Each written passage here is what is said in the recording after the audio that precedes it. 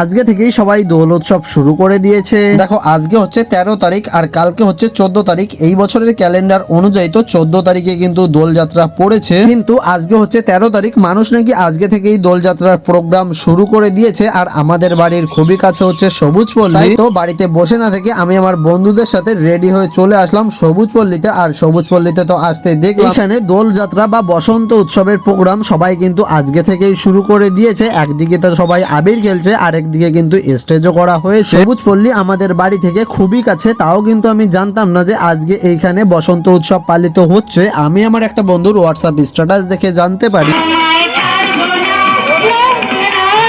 সবুজপল্লীতে আসতে আমাদের একটু দেরি হয়ে গেছিল, তাই তো আসার পর আমরা শুধুমাত্র একটা নাচই দেখতে পেরেছিলাম। প্রোগ্রামের শেষে সবাই মিলে কিন্তু এক জায়গায় একত্রিত হয়ে আবির খেলা করছিল, তোমরা তো দেখতেই পাচ্ছ। আমি তো হোলি খেলবো কালকে, আর তোমরা কারা কারা আজকে থেকেই হোলি খেলা শুরু করে দিয়েছো অবশ্যই কমেন্ট করে জানিও।